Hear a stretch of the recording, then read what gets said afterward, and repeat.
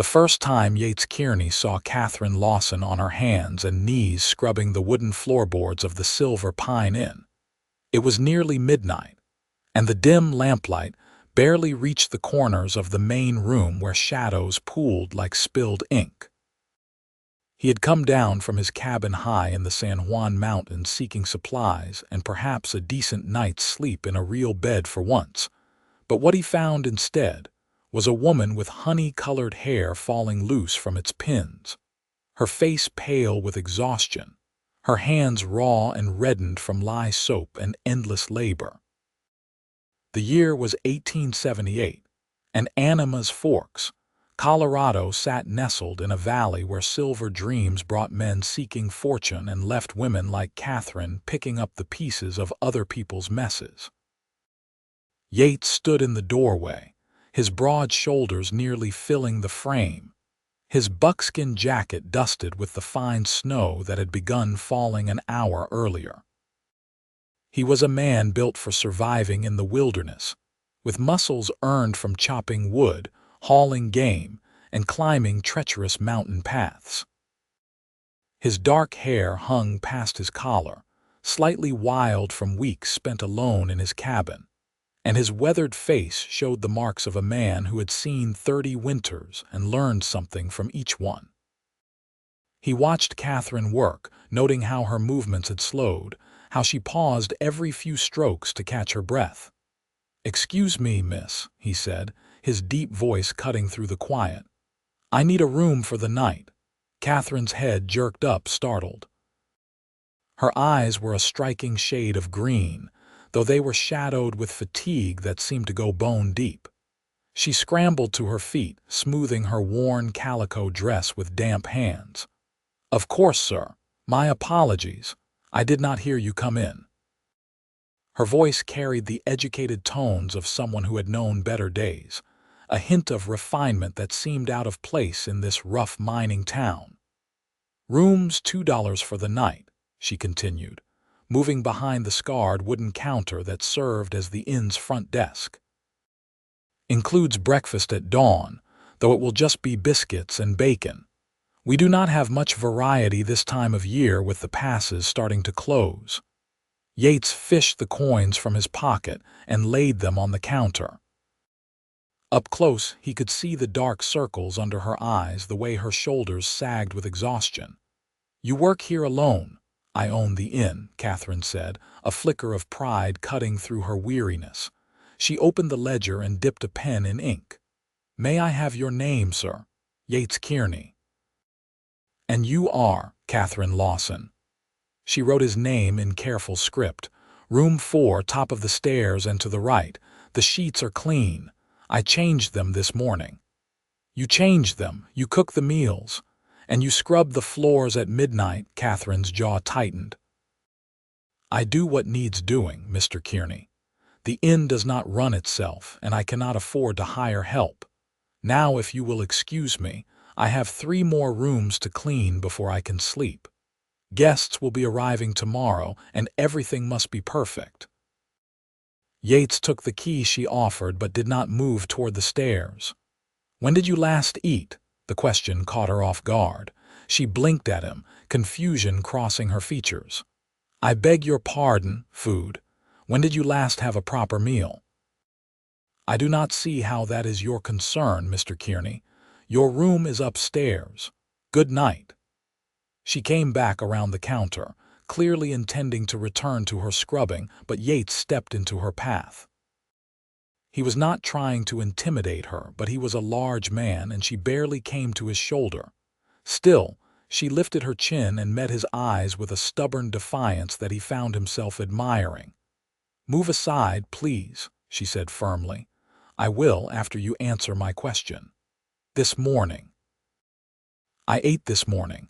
Now please, I have work to do." Yates studied her face and saw the lie written plainly there. "Your hands are shaking." Katherine glanced down at her trembling fingers and quickly hid them in the folds of her skirt. "It is cold. The fire has burned low." "It is not cold in here." He moved past her to the stone fireplace and began building up the flames from the dying embers, adding logs from the stack nearby. The fire caught and spread, filling the room with warmth and brighter light. "Sit down. Mr. Kearney, I appreciate your concern, but I assure you I am perfectly fine. I simply need to finish my work. And I need to know the woman keeping my roof over my head tonight is not going to collapse from exhaustion and burn the place down with all of us in it." He pointed to one of the chairs near the fire. "Sit. That is not a request." Perhaps it was the authority in his voice, or perhaps Katherine was simply too tired to argue anymore. She sank into the chair, and Yates could practically hear the relief in her exhaled breath. He disappeared into what he assumed was the kitchen, and returned a few minutes later with a plate of bread, cheese, and cold ham, along with a cup of water. "Eat," he said, setting it in her lap. Katherine looked at the food, and for a moment her careful composure cracked. Her eyes glistened with tears she refused to let fall. "That is tomorrow's breakfast supplies. Then I guess we will both make do with just biscuits and bacon. Eat, Miss Lawson." She picked up the bread with shaking hands and took a bite, then another. Yates watched as she devoured the simple meal with the desperation of someone who had been denying herself far too long. He settled into the chair across from her, stretching his long legs toward the fire. "How long have you owned this place?" he asked. Katherine swallowed her mouthful of cheese before answering. 2 years. My father bought it in 1876 when Animas Forks was booming. He thought it would be a good investment with all the miners coming through.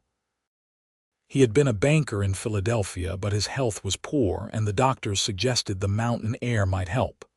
She paused, staring into the fire. "It did not.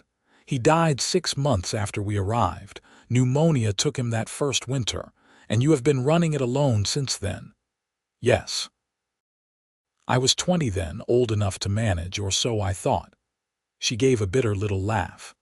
"I knew nothing about running an inn, nothing about cooking for dozens of miners or keeping accounts or fixing broken furniture, but I learned. I had no choice. Family back east? No. My mother died when I was young. It was just father and me." She finished the last of the ham and set the plate aside. "I am sorry, Mr. Kearney. I do not usually burden strangers with my troubles.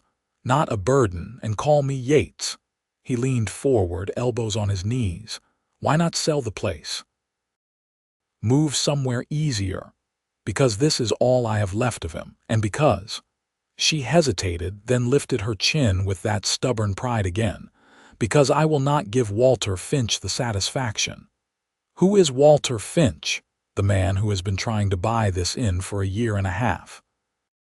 He owns the Lucky Strike saloon down the street and wants to expand. He has made it very clear he thinks a woman has no business running an establishment like this. He keeps offering me money, but it is never enough to start over somewhere else, just enough to leave me with nothing. I think he wants me to fail so he can buy it for even less." Yates felt something hard and cold settle in his chest. He had met men like this Finch before, men who saw women as easy prey. "What has he done?" "Nothing I can prove. But somehow my suppliers are always short on their deliveries. Guests who make reservations sometimes find they have been told the inn is closed when they arrive. Small things, but they add up. The inn's reputation has suffered, and so has my income." She stood abruptly, as if embarrassed by her confession. "But I will manage. I always do." "Thank you for the food, Mr. Kearney. I should finish the floors." "Yates," he corrected. "And no, you should not. You should sleep. The work will not do itself. Then it can wait until morning. You do not understand. Everything must be perfect. If word gets around that the inn is not properly kept, I will lose even more business. As it is, I am barely holding on." Yates stood, and in 2 strides he was beside her. He was not touching her, but she could feel the warmth radiating from his large frame, could smell the pine and wood smoke and mountain air that clung to him. "How much? How much what? How much do you need? To hire help to get through the winter, to tell Walter Finch to go to hell?" Katherine stared at him, her green eyes wide. "I could not possibly accept your charity, Mr. Kearney. Not charity. A loan, if it makes you feel better, or an investment. Why would you do that? You do not even know me." Yates was asking himself the same question. He had come to these mountains 3 years ago to escape the noise and demands of civilization, to live by his own rules away from people and their complications. He had built his cabin with his own hands, hunted and trapped for food and income, and found a kind of peace in the solitude. The last thing he needed was to entangle himself in someone else's problems. But he kept seeing the way her hands shook, the exhaustion etched into every line of her face, the stubborn pride that kept her on her knees scrubbing floors when she should have been sleeping. Something in him recognized something in her, a fellow fighter, someone who refused to quit even when the world was determined to grind her down. "Because it is not right," he said finally. "What you are doing to yourself, it is not right. And what this Finch is doing to you, that is not right either. Life is rarely right, Mr. Kearney. We do what we must to survive. Yates, and yes, we do, but we do not have to do it alone." He moved toward the door. "I am going to be in town for a few days. We will talk more tomorrow. For now, you are going to sleep. That is an order." "You cannot order me around in my own establishment," Katherine said, but there was no heat in her words. "Watch me." He paused at the bottom of the stairs. "Good night, Katherine, and thank you for the room." He climbed the stairs, his boots heavy on the wooden steps. Katherine stood by the fire, watching him go, the empty plate still in her hands. She could not remember the last time someone had noticed her exhaustion, let alone cared enough to do something about it. She looked at the bucket of soapy water, the scrub brush waiting on the floor, the work that still needed doing. Then she looked at the fire, warm and bright, and felt the food sitting heavy and satisfying in her stomach. For the first time in longer than she could remember, Katherine Lawson allowed herself to believe that maybe, just maybe, she did not have to carry the weight of the world entirely alone. She left the bucket where it sat, banked the fire, and climbed the stairs to her own small room at the back of the second floor. That night, she slept for 6 uninterrupted hours, and it felt like a miracle. The next morning, Yates woke before dawn, dressed, and made his way downstairs. He found Katherine already in the kitchen, her hair neatly pinned, wearing a different dress that was just as worn as yesterday's. She was mixing biscuit dough, her movements efficient despite the early hour. "You are up early," she said, glancing at him as he filled the doorway. "Breakfast will not be ready for another 20 minutes. I am used to early mornings. Need any help?" She looked startled by the offer. "You want to help me cook? I can fry bacon without burning it if that counts." A small smile tugged at her lips, the first genuine smile he had seen from her. It transformed her face, chasing away some of the weariness. "The bacon is in the cold room through that door. The pan is already on the stove."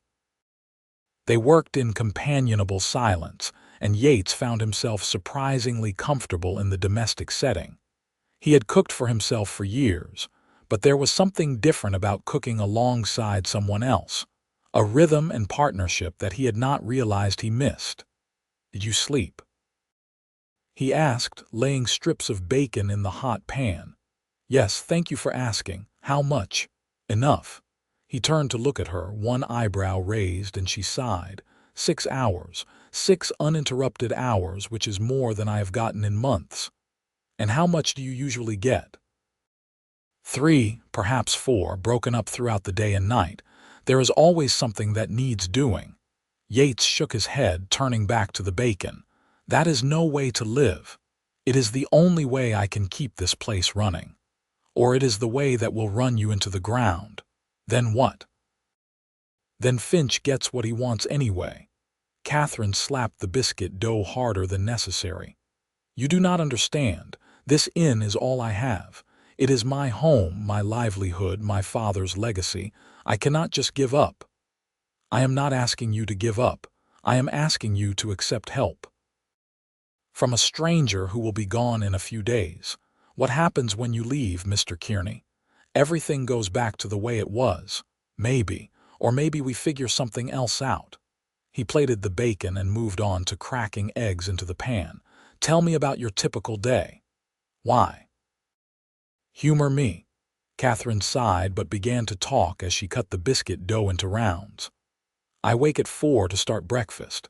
Depending on how many guests I have, I am cooking and serving until 7. Then I clean the rooms, change the linens, empty the chamber pots, sweep and dust.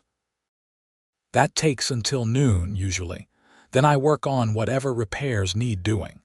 Last week it was a broken window in room 3 and a leaking pipe in the washroom. The week before, half the shutters on the front of the building came loose in a storm. You do the repairs yourself. I cannot afford a carpenter for every little thing. I have learned to manage. She slid the biscuits into the oven. After repairs, I start preparing supper. I serve that from 6 until 8. Then I clean the kitchen, prepare tomorrow's bread dough and start on the public rooms. The floors, the windows, the fireplace. By the time I finish, it is midnight or later. I sleep a few hours, then start again. Yates felt anger building in his chest, hot and righteous, not at Katherine, but at a world that would leave a woman to shoulder such a burden alone. Every day. Every day. Though Sundays are a bit easier. Most of the miners attend church in the morning, so I only serve a cold breakfast. And you have been doing this for 2 years. Yes, Katherine. He waited until she looked at him. You are going to kill yourself. Better that than lose everything. No, not better, never better. He moved closer, the eggs forgotten for the moment. Listen to me. What you are doing, this strength, this determination, it is admirable, but strength is not the same as martyrdom. You do not have to destroy yourself to honor your father's memory. Her eyes filled with tears that she blinked back furiously. You do not know what you are asking of me. I am not asking you to give up. I am asking you to let someone help share the load, even if it is just for a few days. He reached out and gently touched her shoulder, the first physical contact between them. Even through the fabric of her dress, he could feel how thin she had become, all sharp bones and no softness. Please. Katherine looked up at him, and in that moment, something shifted between them. She saw not pity in his dark eyes, but genuine concern, a kind of protective gentleness that seemed at odds with his rough exterior.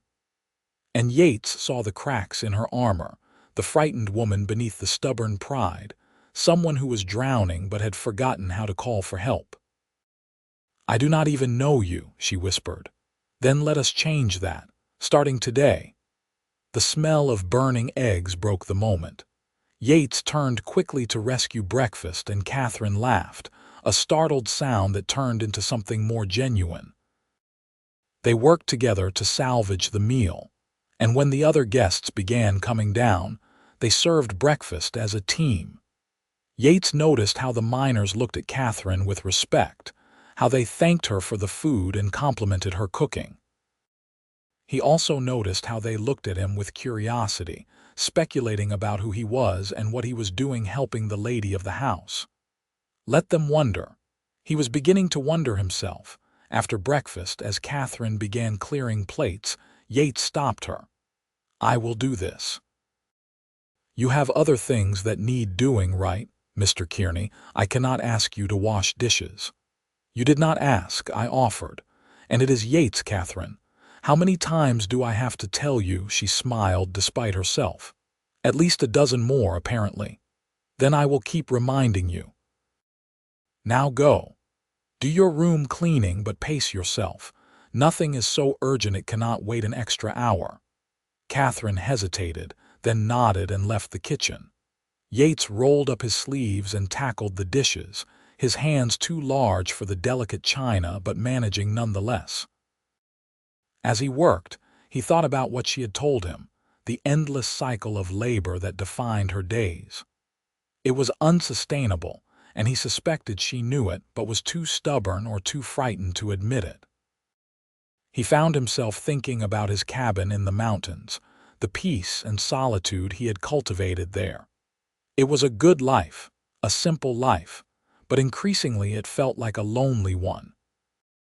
He had told himself for 3 years that he preferred his own company, that the complications of human relationships were not worth the trouble.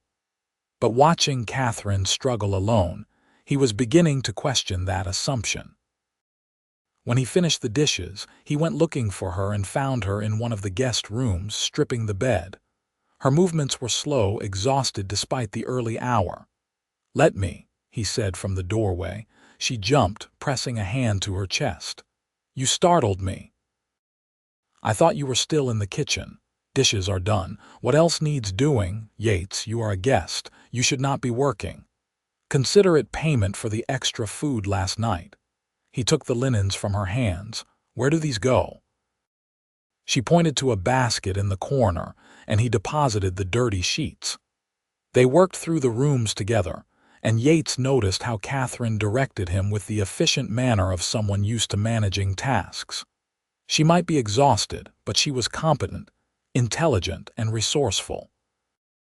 Under better circumstances, he suspected the Silver Pine Inn would thrive under her management. "Tell me about your father," he said as they moved to the next room. Katherine paused in her dusting. "What do you want to know? What kind of man was he?"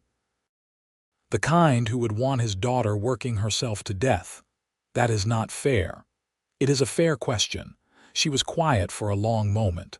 "He was kind, gentle. He loved books and music and good conversation.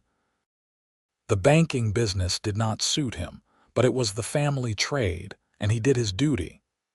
When the doctors told him his heart was weak, that he needed rest and clean air, he saw it as an opportunity for a new beginning. He was excited about the inn, about the idea of meeting people from all walks of life, hearing their stories. Her voice grew soft. "He died before he got the chance to really enjoy it, and you have been trying to live his dream for him. Someone has to. He sank all our money into this place.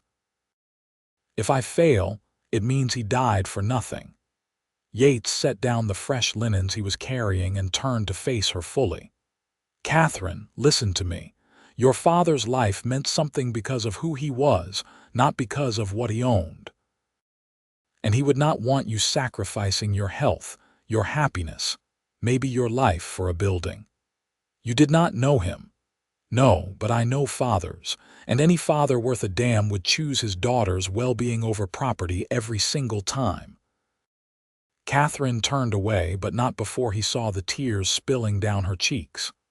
"I miss him so much. Every day I miss him, and this inn is the only piece of him I have left. If I lose it, I lose him all over again." Yates closed the distance between them and, without thinking about whether it was proper or welcome, pulled her into his arms. She stiffened for just a moment before collapsing against his chest, her shoulders shaking with silent sobs. He held her gently, one large hand cradling the back of her head, the other wrapped around her slender waist. "You will not lose him," Yates murmured into her hair.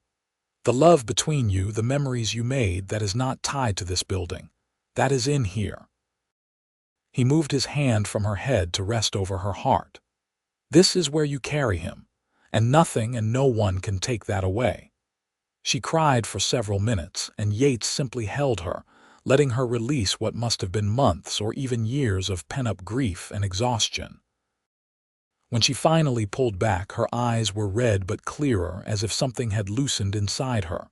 "I am sorry," she said, wiping at her face. "That was highly improper. It was human. There is no shame in that. I have made your shirt wet." He glanced down at the damp spot on his chest and shrugged. "It will dry, feel better, actually, yes, a little." She managed a watery smile. "You are a very strange man, Yates Kearney. I have been told that before." He picked up the linens again. "Come on. Let us finish these rooms, then you are going to sit down and have a real lunch. No arguments." I was not going to argue. "That is a first," she laughed, and the sound was like sunlight breaking through storm clouds. They spent the rest of the morning working side by side, and Yates found himself enjoying the simple domesticity of it. He had lived alone for so long that he had forgotten the pleasure of companionship, of working toward a common goal with another person. Katherine was good company, intelligent and quick-witted when she was not too exhausted to show it. She told him stories about the miners who passed through, the characters and personalities that made life in Animas Forks interesting despite the harsh conditions. He told her about his life in the mountains, about tracking elk through fresh snow, about the silence of a winter forest, about the satisfaction of building something with his own hands. She listened with genuine interest, asking questions that showed she was paying attention, that she cared about his answers. It felt easy, natural, as if they had known each other far longer than a single day. At noon, Yates made Katherine sit at one of the tables in the main room while he rummaged in the kitchen and produced a simple meal of soup and bread. She protested weakly, but accepted the food gratefully. "Where did you learn to cook?" she asked between spoonfuls. "Necessity. You do not survive mountain winters without knowing how to feed yourself." He sat across from her with his own bowl. "Though I will admit my meals are usually less fancy than this. This is soup from a pot. It is hardly fancy. Compared to rabbit cooked over an open fire, it is a feast." She smiled. "Do you like living alone, in the mountains, I mean?" Yates considered the question. "I did. For a long time it was exactly what I needed. After the war I could not stomach cities anymore, all the noise and the people, too many memories. The mountains offered peace. The war.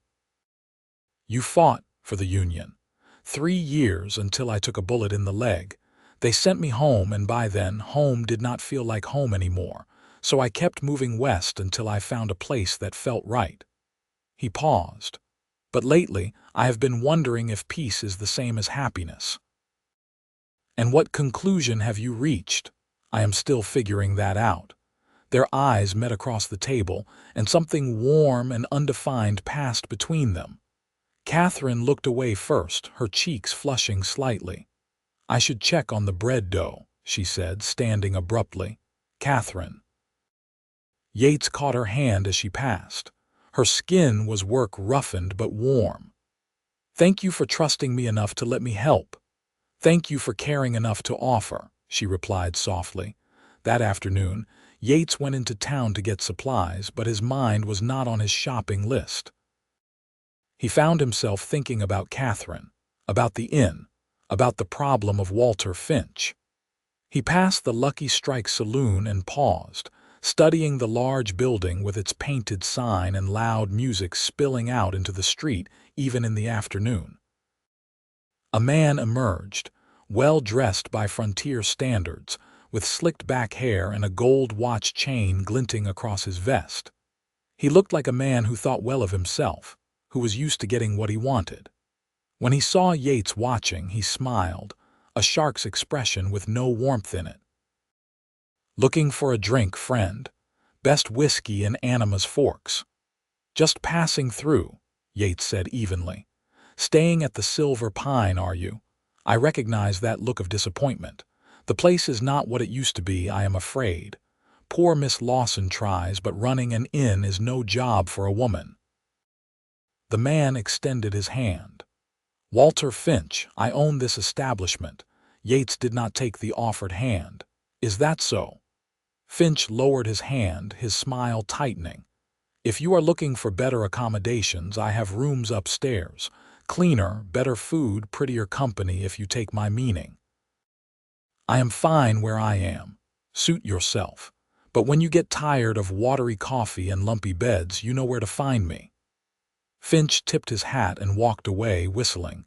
Yates watched him go, his jaw tight. There was something oily about the man, something that set his teeth on edge. He continued his errands, but filed the encounter away in his mind. Another piece of the puzzle he was beginning to assemble. When he returned to the inn, he found Katherine in the back garden, hanging laundry on a line stretched between two posts. The afternoon sun caught in her hair, turning it gold, and for a moment, Yates just stood and watched her work. She was humming softly, some tune he did not recognize, and there was a lightness to her movements that had not been there yesterday. "Need help?" he called. She turned, smiling. "I think I can manage wet sheets, but thank you." He set his packages down and came to stand beside her. "I met Walter Finch today." Her smile disappeared. "Did you?" "He invited me to stay at his saloon, said you were struggling to keep the inn running properly." Katherine's hand stilled on the sheet she was hanging. "And what did you say?" "I said I was fine where I was." He paused. "Katherine, what exactly has Finch done to undermine your business?" "I told you I cannot prove anything." "But you suspect. Tell me." She sighed and moved to the next wet sheet. "Small things. Like I said, deliveries that come up short. I order 50 pounds of flour, 30 arrives. I order lamp oil, the bottles break in transit. My regular supplier for meat suddenly cannot fulfill my orders. Guests arrive and claim they were told the inn was closed for renovations, even though I never said any such thing." She pinned the sheet with more force than necessary. "Walter came by 2 weeks ago with another offer to buy. When I refused, he said I would regret being so stubborn. 3 days later, my well pump broke. It cost me $20 to fix, money I could not afford to spend. You think he broke it? I think it is quite a coincidence." Yates felt his anger building again, cold and calculating this time. Why does he want this place so badly?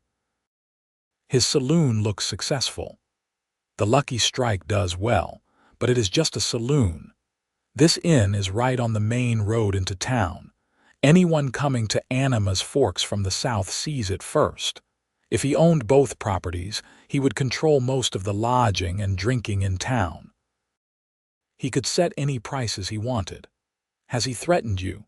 Not directly. Walter is too smart for that. But his men, they come by sometimes. They drink at the bar, make crude comments, remind me that a woman alone is vulnerable. Nothing I can take to the sheriff, but enough to make me nervous. Yates was quiet for a long moment, thinking. Then he said, "How much does Finch want to pay you for this place?" "His last offer was $800. I paid $1,200, and that was 2 years ago. I have put at least another $500 into repairs and improvements since then. It is worth more than what he is offering, but the longer I struggle, the less it will be worth. I think he is trying to wait me out. And if you had help, reliable help, could you make the inn profitable again? I do not know. Maybe. But I cannot afford to hire anyone, and I certainly cannot ask you to stay indefinitely as my unpaid assistant. What if I did not want to be unpaid? What if I had a stake in the business?" Katherine dropped the shirt she was holding. "What are you saying?" "I am saying I have money saved, more than I need for a solitary life in the mountains. And I am saying that maybe I am tired of that solitary life. What if I invested in the inn, became a partner? You would have the money to make repairs, hire help, improve the business. And I would have a reason to stay in town more often, to be part of something bigger than just surviving winter to winter." She stared at him, her green eyes wide. "Yates, we have known each other for 1 day. 1 day. You cannot make that kind of decision so quickly." "Why not?" "I have always trusted my instincts, and my instincts tell me this is right. You need help. I can provide it. And maybe, just maybe, we both need each other more than we are willing to admit. But what if it fails? What if we lose everything?" "Then we lose everything together, and at least you will not be alone anymore." He picked up the dropped shirt and handed it to her. "Think about it. You do not have to decide today, but Katherine, you cannot keep going the way you have been. Something has to change." She took the shirt, her hands trembling slightly. "Why are you doing this? Really? Do not tell me it is because you are bored or because you need a project. Tell me the truth." Yates met her eyes steadily. "Because yesterday I saw a woman who was destroying herself for pride and duty, and something in me could not walk away from that. Because today I have seen glimpses of who you really are when you are not buried under exhaustion, and I like what I see. Because maybe I have been hiding in those mountains long enough, and it is time to rejoin the world. Because when I look at you, Katherine Lawson, I see someone worth fighting for. Is that honest enough?" She could not speak. Her throat felt tight, her eyes burning with tears that she was determined not to shed again. Finally, she managed, "Yes, that is honest enough. So will you think about it?" "I will think about it." "Good." He smiled, and the expression transformed his rugged face into something almost boyish. "Now let me help with these sheets before they dry on the ground." They finished the laundry together, working in a comfortable silence broken only by the sound of wind in the pines and the distant noise of the town. When the last sheet was hung, Katherine turned to him. "Stay for supper. I am making stew, and there is plenty. I would like that." That evening they ate together at the small table in the kitchen, and Katherine told him more stories about her father, about her childhood in Philadelphia, about the dreams she had once held for her life. Yates listened and shared his own stories, about growing up on a farm in Ohio, about the horrors of war, about learning to find peace in the wilderness. As the evening wore on and the lamp oil burned low, Yates found himself not wanting the night to end. There was something about Katherine's presence that soothed something raw inside him, something he had not known was hurting until it began to heal. "I should let you rest," he said finally, though he made no move to leave. "I should start cleaning up," Katherine said, also not moving. They sat there for another moment, neither quite willing to break the spell of companionship and easy conversation. Finally, Yates stood and began gathering plates. "Tomorrow," he said. "Tomorrow I want to look at the inn's books if you will let me. I want to see exactly what we are working with, what needs fixing, what can be improved, and then I want to sit down and make a real plan, not just vague promises." "Can we do that?" Katherine nodded. "Yes, we can do that." "Good." He paused at the kitchen door. "Katherine, thank you for today. I have not enjoyed a day this much in longer than I can remember." "Neither have I," she admitted softly. That night, Katherine lay in her narrow bed and stared at the ceiling, her mind racing. Yates Kearney had walked into her life less than 24 hours ago, and already he was offering to completely upend his own life to help her. It was insane. It was reckless. It was the most generous thing anyone had ever done for her. And she was terrified to let herself hope that it might actually work. But as she drifted off to sleep, for the first time in 2 years, Katherine allowed herself to imagine a future that was not just endless labor and slow failure. She imagined a thriving inn, full of guests and laughter. She imagined having help, having a partner, not having to face every challenge alone. She imagined Yates staying, not just for a few days or weeks, but for good. And the thought did not frighten her nearly as much as it should have. The next morning, Yates was up even earlier than usual.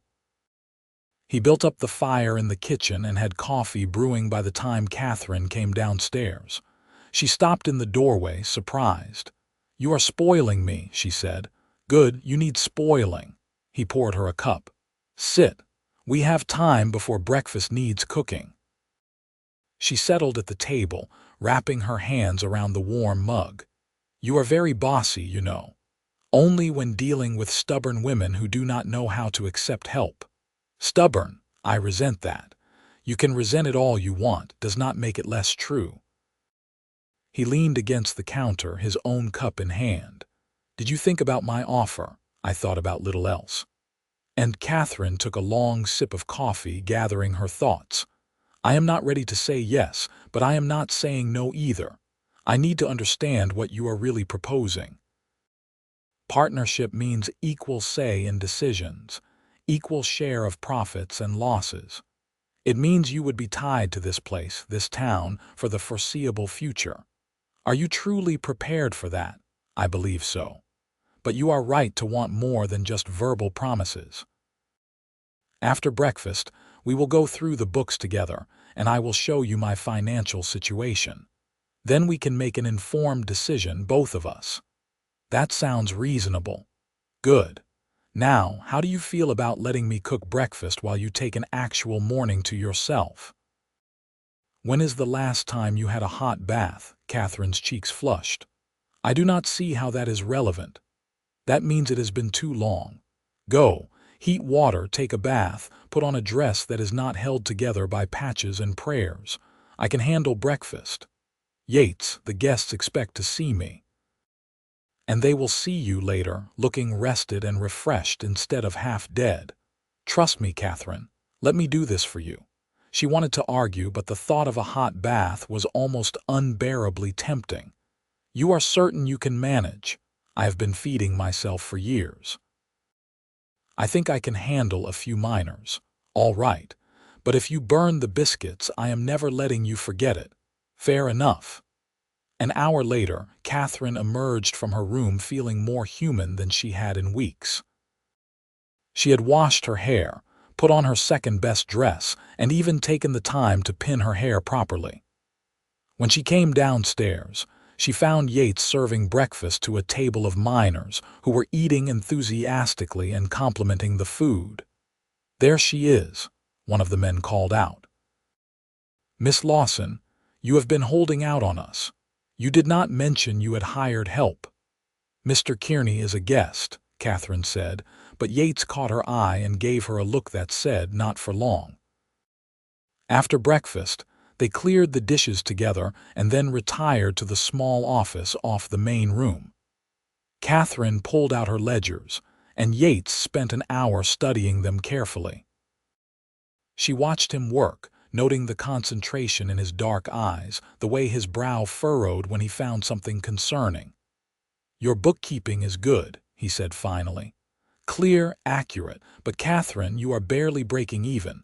Some months you are actually operating at a loss." "I know. But I keep hoping things will turn around." "Hope is not a plan." He pointed to a series of entries. "These supply costs are too high. You are being overcharged, probably because you are dealing with suppliers that Finch has influenced. We need to find new suppliers, maybe from Silverton or Durango. That means higher shipping costs. In the short term, yes, but in the long term, reliable suppliers who charge fair prices will save you money." He flipped to another page. "And you need to raise your room rates. You are charging the same as you did 2 years ago, but costs have gone up. You are losing money on every guest. If I raise rates, I will lose business. You will lose business if you go bankrupt. Trust me, a small increase, maybe 50 cents a night, will not drive people away. The Silver Pine has a good reputation despite everything. People will pay for quality." Katherine chewed her lip, thinking, "What else? You need help. At minimum, someone to handle the heavy cleaning and maintenance, freeing you up to focus on cooking and managing guests. That is where your real skills lie. I cannot afford to hire anyone. Not now, but if I invest, you could." He pulled a leather pouch from his jacket and set it on the desk. "I have $1,200 here, more in a bank in Durango. I am willing to put 1,000 into the inn in exchange for a 50% partnership. That gives you capital to make repairs, hire help, and get through any rough patches while we build the business back up." Katherine stared at the pouch. "That is your life savings. It is money sitting in a bank doing nothing. Better it goes towards something worthwhile. But what if we fail? What if, despite everything, we cannot make this work?" Yates reached across the desk and took her hand. Then we fail together, and I go back to my cabin knowing I tried to do something good. But Katherine, I do not think we will fail. I think with both of us working together, we can make this in everything your father hoped it would be. She looked down at their joined hands, his large and calloused, hers smaller but just as work-worn. Two people who had learned to survive alone, now contemplating building something together. I have conditions, she said finally. Name them. First, this is an equal partnership. Equal say in all decisions, equal work, equal everything. I will not be treated as a junior partner in my own establishment. Agreed. Second, we draw up proper legal papers. This is a business arrangement, and it needs to be documented correctly. Absolutely. We will go to the lawyer in town this week. Third, if at any point this arrangement is not working for either of us, we have an honest conversation and figure out a fair way to dissolve the partnership. No resentment, no blame. That is fair. Katherine took a deep breath. Then yes, Yates Kearney, I will accept your partnership. A grin spread across his face, genuine and unguarded. Yes, she found herself grinning back, though I must be insane, probably. But we will be insane together. He squeezed her hand. You will not regret this, Katherine, I promise you that. She believed him. Against all logic and caution, she believed him. They spent the rest of the day making plans. Yates would move his things from his cabin to the inn, taking one of the ground floor rooms near the kitchen as his own. They would hire a young man from town to handle heavy labor and maintenance. Katherine would focus on cooking and guest services, while Yates managed the business side of things and dealt with suppliers. They would make immediate repairs to the most pressing problems and gradually work through a longer list of improvements. It was exciting, terrifying, and absolutely insane. Katherine felt more alive than she had in months. That evening, as they sat down to supper, Yates raised his coffee cup. To partnerships, Katherine clinked her cup against his. To new beginnings, and to showing Walter Finch that he underestimated Katherine Lawson. She laughed. I will drink to that. The next morning, Yates rode to his cabin to begin packing his belongings. Katherine spent the day working with renewed energy, already mentally organizing how they would restructure the work once help arrived. She was washing windows when the bell above the door chimed, and she turned to see Walter Finch entering the inn. He removed his hat and gave her an oily smile. Miss Lawson, how lovely to see you looking so well. I trust business is satisfactory. What can I do for you, Mr. Finch? Katherine kept her voice polite but cool. I wanted to extend another offer for your establishment. I have been thinking about your situation, and I am prepared to go as high as $900. That is quite generous considering the state of things. The inn is not for sale. Now, Miss Lawson, let us be reasonable. Winter is coming, and you know how hard the cold months are. Would you not rather have cash in hand than struggle through another brutal season? I said the inn is not for sale, Mr. Finch. Not for $900, not for any price. Now, if you will excuse me, I have work to do. Finch's smile tightened. You are being very foolish. A woman alone cannot manage a property like this indefinitely. I am trying to help you. She is not alone. Both Katherine and Finch turned to see Yates standing in the doorway. He must have returned from his cabin while they were talking. He looked dangerous in a way Katherine had not seen before, his eyes hard, his considerable size suddenly menacing rather than merely impressive. And you are, Finch demanded. Yates Kearney, Katherine's partner. And the lady already gave you her answer. The inn is not for sale. Partner. Finch looked between them, his eyes narrowing. How very convenient. And how long has this partnership existed? Long enough, Yates said evenly. Now I think it is time for you to leave. This is not over, Finch said, directing his words to Katherine. You are making a mistake. "The only mistake I made was being polite to you for this long," Katherine shot back. "Please leave, Mr. Finch. You are no longer welcome here." Finch settled his hat back on his head and walked to the door, but he paused on the threshold. "Be careful, Miss Lawson. Accidents happen to establishments that are not properly protected. It would be a shame if anything were to befall your lovely inn." "Is that a threat?" Yates took a step forward, and despite being roughly the same height, Finch suddenly seemed smaller, merely an observation. "Good day." Finch walked out, and Katherine released a breath she had not realized she was holding. "Well," she said shakily, "that was unpleasant." Yates moved to the window, watching Finch cross the street back to his saloon. "We need to be careful. A man like that does not make threats idly. You think he will try something? I think we should be prepared in case he does." Yates turned back to her.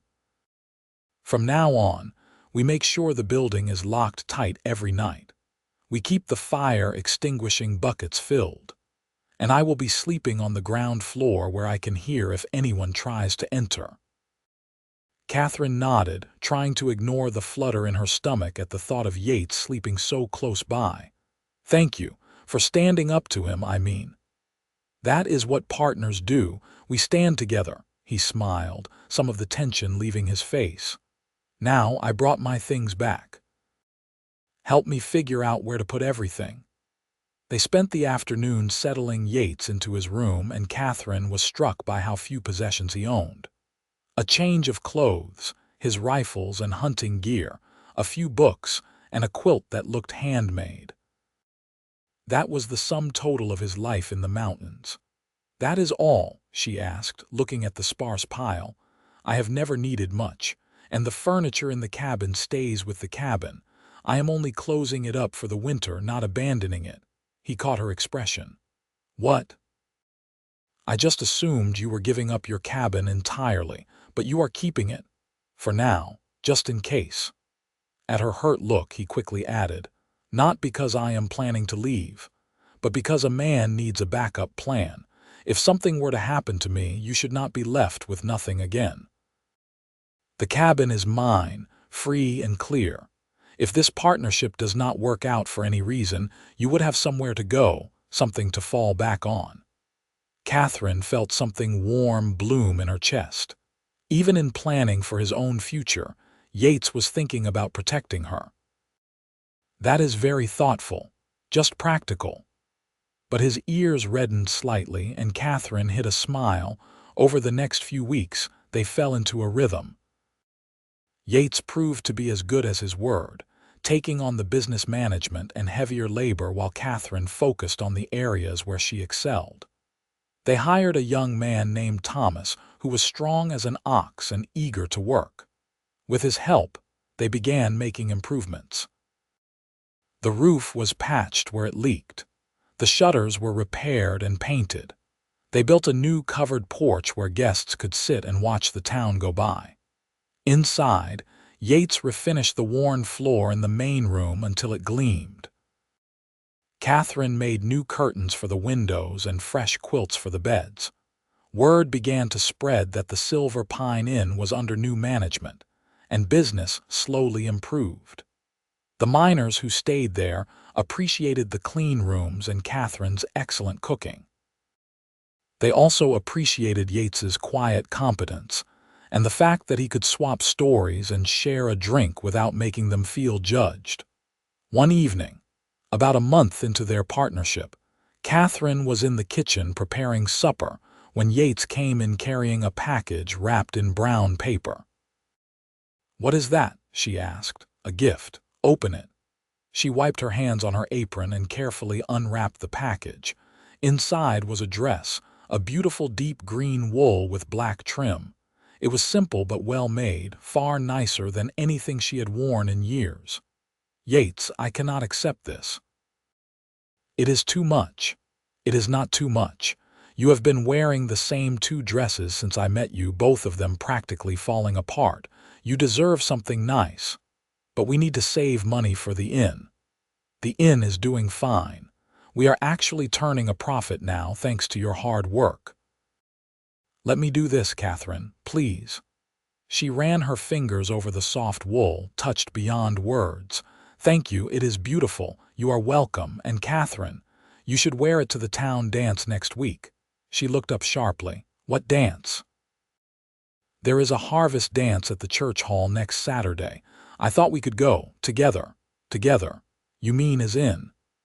"As in two people who enjoy each other's company going to a social event together." "What do you say?" Katherine's heart hammered in her chest. In the month they had been working together, she and Yates had grown close. They talked easily, laughed often, and worked side by side with the kind of easy partnership that suggested years rather than weeks.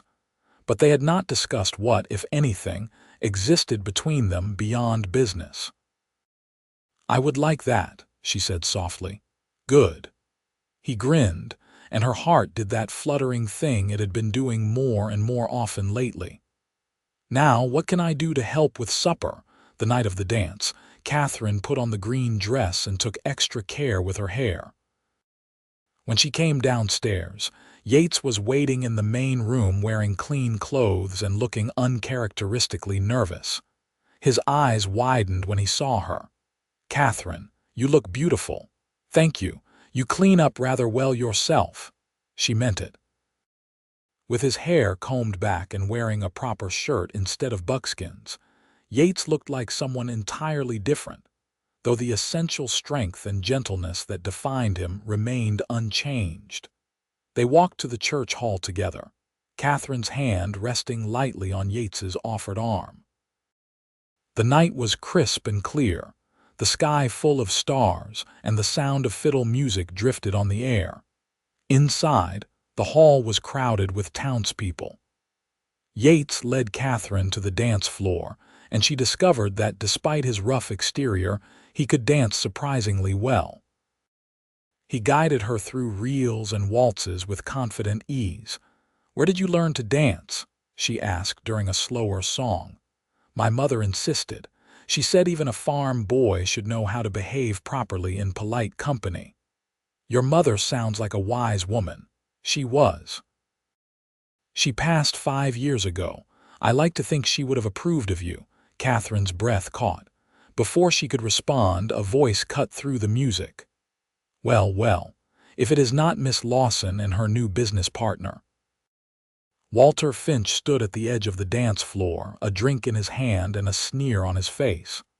"I must say, you two seem quite cozy for mere business associates." "Finch, go away." Yates did not stop dancing, but Katherine felt his arm tense under her hand. "I just wanted to congratulate you on your recent success.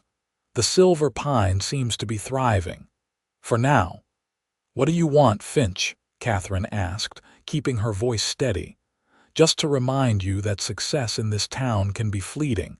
Today you are full, tomorrow you are empty. Today you are safe, tomorrow you are burned to the ground. These things happen." Yates stopped dancing and turned to face Finch fully. "If anything happens to that inn or to Katherine, I will know exactly who to blame. And trust me, you do not want to give me a reason to come looking for you." Finch laughed, but there was an uncertain edge to it. "Is that supposed to frighten me? You are one man. One man is all it takes. Now get out of here before you embarrass yourself." For a moment, Katherine thought Finch might actually start a fight right there in the church hall. But he seemed to think better of it and walked away, though not before shooting them both a venomous look. The dance was somewhat spoiled after that, though Katherine and Yates stayed for another hour to avoid giving Finch the satisfaction of driving them off. When they finally walked back to the inn, Katherine was quiet, her earlier happiness dampened. "I am sorry," Yates said as they entered the inn. "I should not have let Finch get under my skin.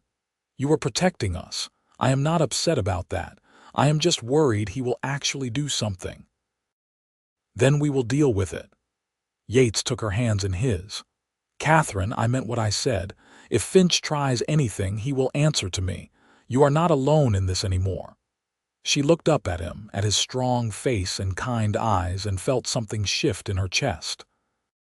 Somewhere along the way, Yates had stopped being just her business partner and had become something more, something important, something she was not quite ready to name but could no longer deny. Yates, She started, but the words would not come. He seemed to understand anyway. Slowly, giving her time to pull away if she wanted, he lowered his head and kissed her. It was gentle, tentative, a question rather than a demand. Katherine answered by rising on her toes and kissing him back, her hands sliding up to rest on his broad chest. When they finally broke apart, both of them were breathing hard. Yates rested his forehead against hers. "I have wanted to do that for weeks," he admitted. "Why did you wait so long?" "Because I wanted you to be sure. I did not want you to feel pressured or obligated because of our business arrangement."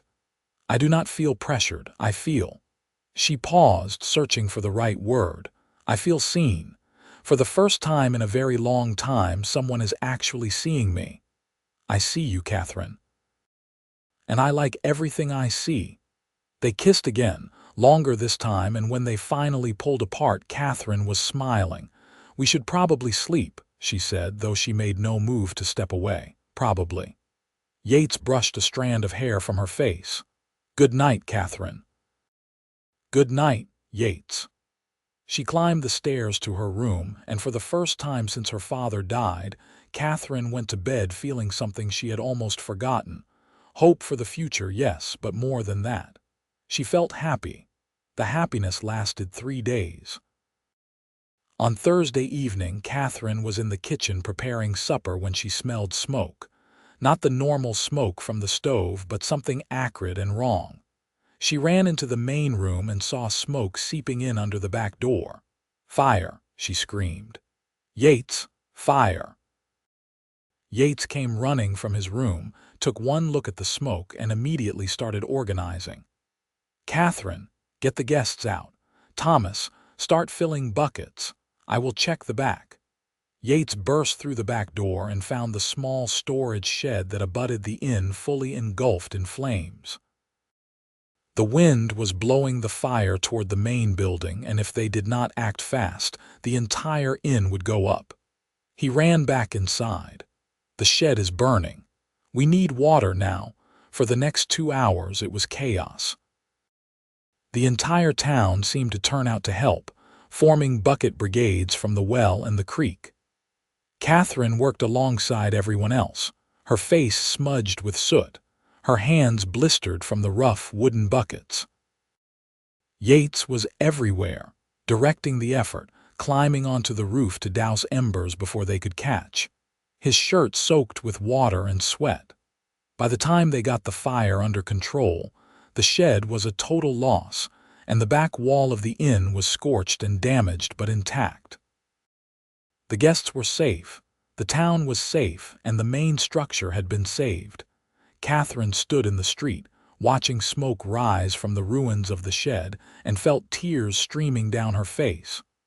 All their hard work, all their progress, and now this.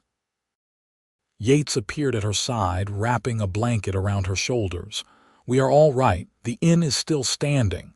But the damage, the cost of repairs, we were just starting to get ahead. And we will get ahead again. This is a setback, not the end." He pulled her against his chest, and she leaned into his strength. "We will rebuild, Katherine, together." The sheriff came over, his face grim. "Miss Lawson, Mr. Kearney, I found this near the shed." He held up an oil-soaked rag and an empty kerosene can. "This was no accident. This fire was set deliberately." Katherine felt Yates go rigid beside her. "Finch," he growled. "Now I have no proof it was Finch," the sheriff said quickly, "but I will be asking him some questions." "You do that," Yates said, his voice low and dangerous. "And Sheriff, you might want to keep him in your sight for the next few days, because if I get to him first, you will be investigating a lot more than arson." The sheriff looked like he wanted to argue but wisely kept his mouth shut. After he left, Yates turned to Katherine. "I want you to listen to me very carefully. Finch crossed a line tonight. He could have killed us all. I am not going to let that stand.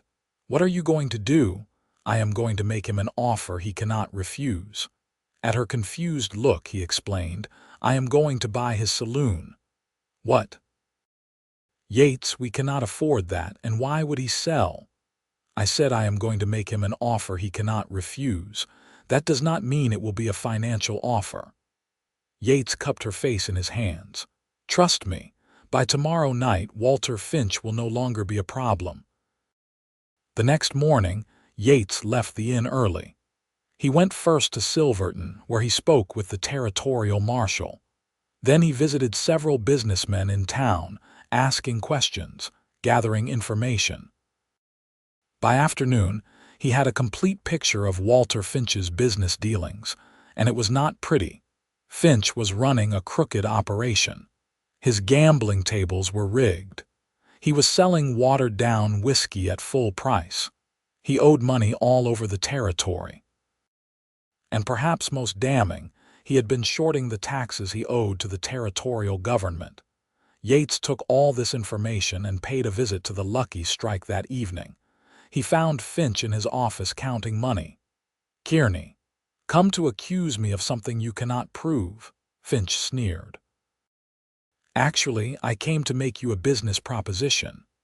Yates closed the door behind him and sat down without being invited. I want to buy your saloon, Finch laughed. Why would I sell my profitable business? Because if you do not, I am going to give all of this to the marshal. Yates laid several pages of documentation on the desk. Evidence of tax evasion, fraud, theft, and arson. That last one could get you hanged, Finch. The others will get you 20 years in territorial prison at minimum. The color drained from Finch's face. You cannot prove any of this. Actually, I can. I have witness statements from your own employees, financial records I obtained from the Territorial Tax Office, and testimony from several miners you cheated. And that oil can from the fire. The sheriff found your initials carved into the bottom. Apparently you like to mark your property. Finch was sweating now. What do you want? I told you. I want to buy your saloon. You are going to sell it to me for a fair price, sign over the deed, and then you are going to leave Animas Forks and never come back. Do that, and I will keep this information to myself. Refuse, and I will give it all to the marshal this evening. You bastard, this is extortion. No, this is justice. You tried to burn down the woman I love. You threatened her livelihood and her life. I am being generous by giving you a choice at all. Yates leaned forward. So what is it going to be, Finch? Prison or a fresh start somewhere else? Finch looked at the documents, then at Yates's implacable expression. He was beaten and he knew it. How much? He asked bitterly. $2,000. That is more than fair market value, and you know it. When do you want the transfer? Tomorrow morning. You bring the deed to the lawyer, I will bring the money, and you will be on the afternoon stage out of town. Do we have an agreement? Finch's jaw worked, but finally he nodded. We have an agreement. Good, and Finch, if I ever hear you are causing trouble for Katherine or the inn, I will send those documents to the marshal anyway. Are we clear, Crystal? Yates stood. Pleasure doing business with you. The next morning, Katherine woke to find Yates already gone. She spent the morning organizing the cleanup of the fire damage and speaking with a carpenter about repairs. She was exhausted, worried, and starting to wonder where Yates had disappeared to when he finally returned early that afternoon. He was grinning like he had just won a fortune at poker. Come with me, I have something to show you. Yates, I am covered in soot and have not slept. Can it wait? No, come on. He grabbed her hand and pulled her down the street, ignoring her protests. They stopped in front of the Lucky Strike saloon. Why are we here? Katherine asked, confused. Yates pulled a key from his pocket and unlocked the front door. Because as of 1 hour ago, I own this place. Katherine's mouth fell open. You what? I bought Walter Finch's saloon. And before you ask how or why, I will explain everything. But first, come inside. He led her into the empty saloon. It was larger than she remembered, with a long bar, gaming tables, and a stage for entertainers. Upstairs were a dozen rooms that Finch had rented out. Finch sold it to me for $2,000, which is less than it is worth. He is also leaving town today permanently. He will not be bothering us anymore. But how? Why would he agree to that? Yates explained what he had discovered about Finch's illegal activities and the deal they had struck. When he finished, Katherine was looking at him with something like awe. "You did all that? For me? For us? For the inn? Because no one threatens what is mine and gets away with it." He took her hands. "Katherine, I bought this place not just to get rid of Finch, but because it is a good investment. The Lucky Strike is profitable, even without the illegal operations. We can run it legitimately alongside the inn. Combined, we will control most of the lodging and entertainment in town. We will be able to set fair prices, provide good service, and actually make a real profit." Katherine's mind was racing.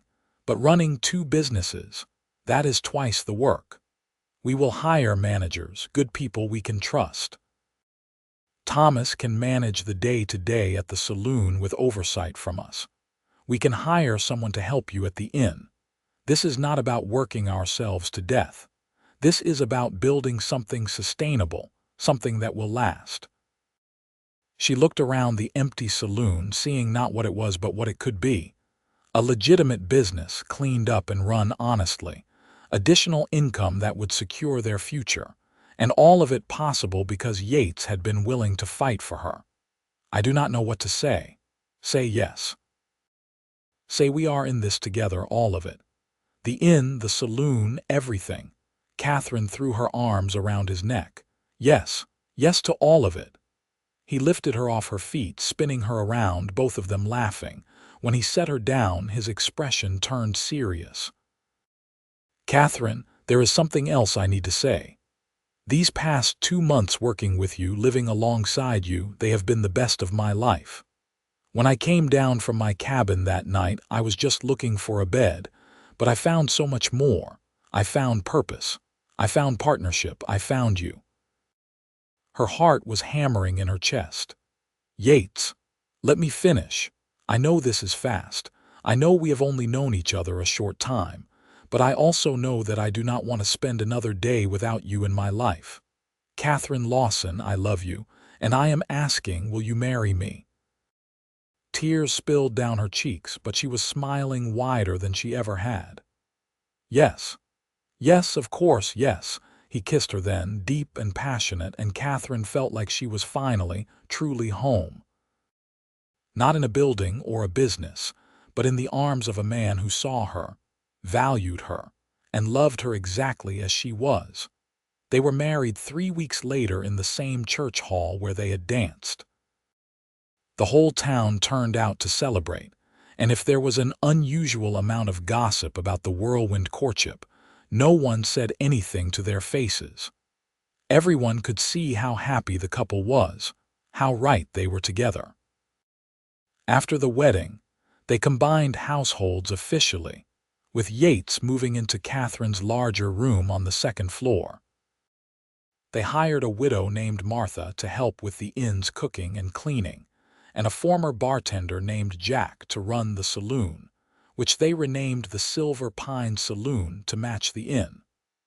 Both businesses thrived under their careful management. That first winter as a married couple was hard but good. Snow piled high in the mountain passes, cutting off Animas Forks from the outside world for weeks at a time. But inside the inn, there was warmth and laughter and love.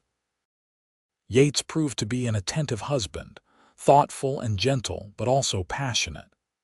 Katherine bloomed under his care, her health improving as she finally got regular rest and food.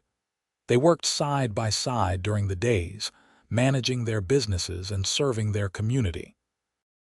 And at night, they retreated to their private room where they built a relationship based on trust, respect, and deep affection.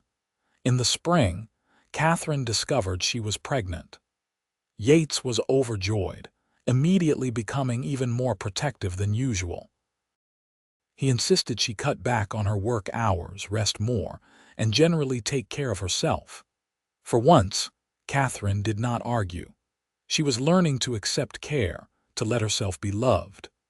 Their son was born in late autumn of 1879, a healthy boy with his father's dark hair and his mother's green eyes.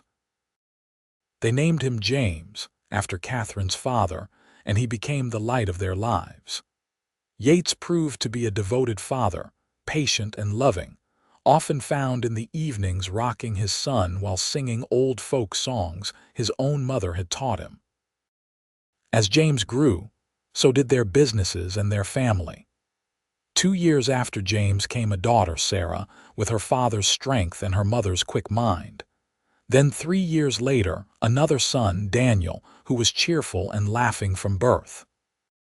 The Silver Pine Inn and Saloon became institutions in Animas Forks, known throughout Colorado for fair dealing, good food, and honest hospitality.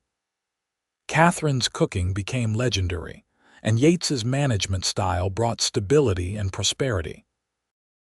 They employed half a dozen people, providing good jobs in a region where work could be uncertain. But more than the business success, it was their marriage that truly flourished. Yates and Katherine had built something rare and precious, a partnership grounded in mutual respect and deep love. They still worked side by side most days, but now there was always time for family, for rest, for the simple joy of being together.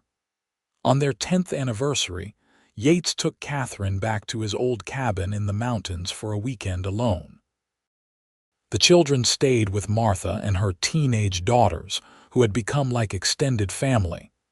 In the peace of the high country, surrounded by pine trees and silence, they reflected on the journey that had brought them together. "You ever regret it?" Katherine asked, lying in Yates's arms on the cabin's single bed. "Giving up your solitary life for all the noise and chaos of town and family?" Yates pulled her closer. "Not once, not for a single moment. You gave me everything I did not know I was missing. Purpose, love, family. You gave me a life worth living. You saved me," Katherine said softly. "I was drowning and you threw me a lifeline. You saw me when no one else did. We saved each other. That is what love does." They made love slowly, tenderly, celebrating a decade of partnership and the promise of many more to come. And in the morning they packed up and rode back to Animas Forks, to their inn, their saloon, their children, and the life they had built together. As the years passed, their children grew and thrived. James proved to have his father's practical skills and his mother's head for business. He eventually took over management of the saloon, turning it into the finest establishment in the region. Sarah inherited her mother's cooking talent and her father's adventurous spirit. She married a surveyor and moved to Denver, where she opened her own restaurant. Daniel, the baby, surprised everyone by becoming a teacher, bringing education to the rough mining towns of Colorado. Yates and Katherine gradually stepped back from the daily operations of their businesses, trusting the next generation to carry on what they had built. They spent their later years doing the things they had never had time for when they were young and working so hard. They traveled to Denver and saw Sarah's restaurant. They visited the cabin in the mountains every summer.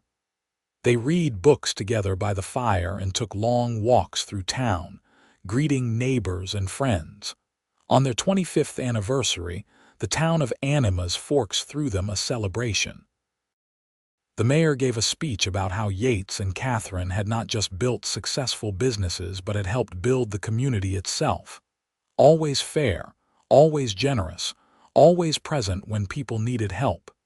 Yates stood and thanked everyone, but then he turned to Katherine. "None of this would mean anything without this woman. 25 years ago, I walked into an inn looking for a bed and found the other half of my soul.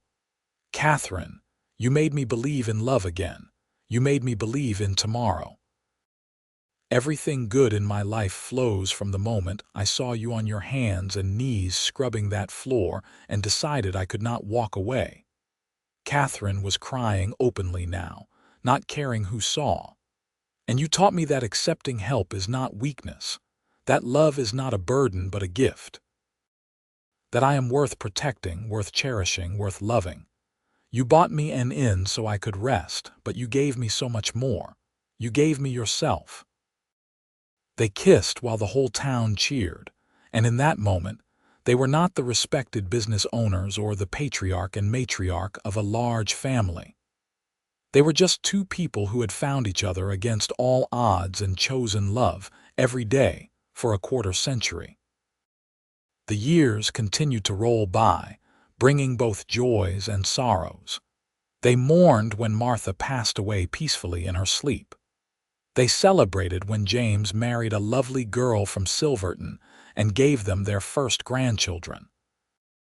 They weathered economic downturns and harsh winters, and all the other challenges that life in the mountains brought. Through it all, Yates and Katherine remained constants for each other. When Yates's old war injury acted up in cold weather, Katherine was there to massage his leg and remind him to rest. When Katherine had nightmares about the fire, Yates held her until she calmed and felt safe again. They had learned each other's rhythms over the years, anticipating needs, offering comfort, celebrating victories both large and small. In their 60th year, knowing their time was growing short, they made one final trip to the cabin. Their children had wanted to come along to help, but Yates had insisted they could manage.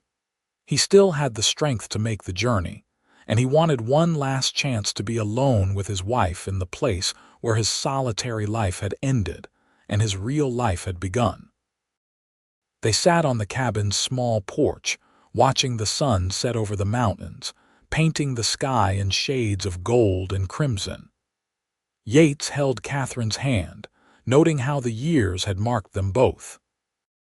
Her hair was white now, her face lined, but to him, she was as beautiful as the exhausted young woman he had first seen all those years ago. "No regrets?" he asked, echoing the question she had asked him so many years before. "Not a single one," Katherine replied, squeezing his hand. "You?" "Just one. I wish I had more years to love you. We have had a lifetime, Yates. That is more than most people get, I know, but it still does not feel like enough." Katherine leaned her head on his shoulder. "Then we will have to make every moment count. We always have, my love. We always have." They sat in peaceful silence as the stars began to appear, each thinking their own thoughts, remembering their own memories. The mountain air was cool and clean, and in the distance, an elk bugled its challenge to the gathering night. "You remember the night we met?" Katherine asked suddenly. "How stubborn I was, how I insisted I could handle everything alone," Yates chuckled. "I remember thinking you were going to work yourself to death before you were 30, and I remember knowing somehow that I could not let that happen. What made you care, really? I was a stranger, and you were a man who had come to the mountains to get away from people. Honestly, I still do not fully know. Something in me recognized something in you, I guess. We were both survivors, both fighters, both people who had convinced ourselves we had to do everything alone. Maybe I saw in you a chance to save us both. And did you save us both? I like to think we saved each other. You gave me a reason to rejoin the world. I gave you permission to accept help. Together, we built something neither of us could have created alone." Katherine lifted her head to look at him. Even in the fading light, his eyes were as warm and kind as they had been the first night she met him. "I love you, Yates Kearney. I have loved you from almost the first moment, though I was too stubborn to admit it. I love you, Katherine. My partner, my wife, my everything."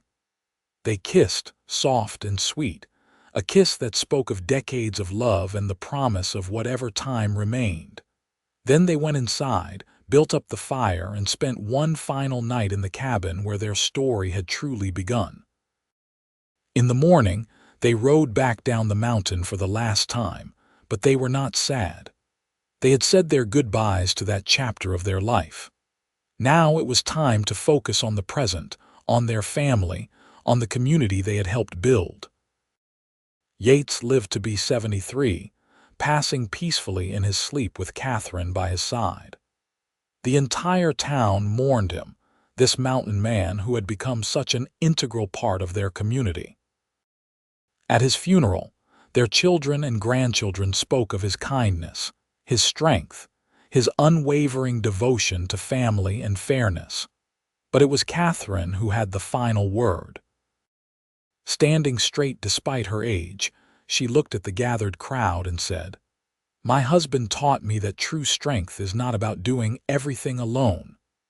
It is about knowing when to ask for help, when to accept love, when to be vulnerable enough to let someone else carry part of the load. He saw me at my lowest and chose to lift me up. And in doing so, he showed me what real love looks like. It looks like a man who buys an inn so his wife can rest. It looks like partnership and respect and devotion that lasts a lifetime.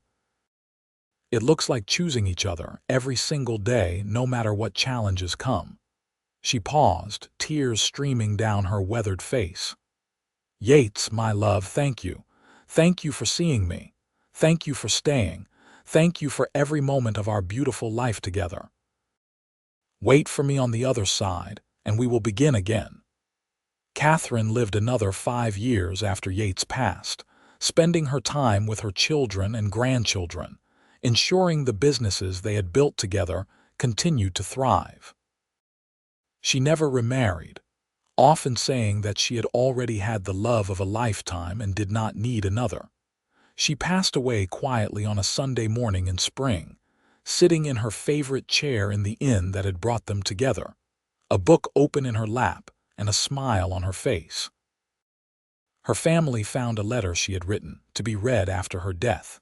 In it she wrote, "My dearest children and grandchildren, do not mourn me over long. I have lived a life richer than I ever dreamed possible, filled with love and purpose and joy. Your father gave me that. He walked into this in 45 years ago and changed everything. He saw not a failing business or a stubborn woman too proud to ask for help. He saw me, truly saw me, and he chose to stay.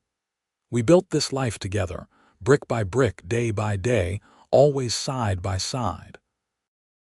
I could not have asked for more. Remember us not with sadness but with joy, knowing that we found in each other everything we needed. And remember that true love is not about grand gestures or perfect moments. It is about showing up, doing the work, and choosing each other every single day. We did that. We chose each other, and it made all the difference. Now I go to join your father, and our story continues in whatever comes next. Be happy, my darlings. Love fiercely, work honestly, and never be too proud to accept help when it is offered. That is the legacy your father and I leave you." They buried Katherine next to Yates in the town cemetery on a hill overlooking Animas Forks and the Silver Pine Inn. Their gravestone reads simply, "Yates and Katherine Kearney, partners in life and love, together always." The inn continued to operate for another 30 years under various family members' management, always maintaining the standards of quality and fairness that Yates and Katherine had established. Eventually, as mining declined and Animas Forks became more ghost town than thriving community, the inn closed. But the building still stands today, a testament to what two determined people can build when they choose to work together. And sometimes, on quiet nights when the wind whispers through the valley, locals swear they can see lights in the old inn's windows and hear the sound of laughter. As if somewhere beyond the veil, Yates and Katherine continue their eternal partnership, still choosing each other, still building something beautiful, still showing the world what real love looks like. It looks like a mountain man who saw a woman scrubbing floors until midnight and decided he could not walk away. It looks like buying an inn so she could finally rest. It looks like building a life together, brick by brick, day by day, year by year. It looks like partnership and respect and choosing each other, always and forever. That is the story of Yates and Katherine, the mountain man and the woman he saved, who saved him right back. It is a love story written in hard work and perseverance, in quiet moments and grand gestures, in a lifetime of choosing each other. And it is a reminder that sometimes the most profound love stories begin with a simple act of kindness and the courage to stay.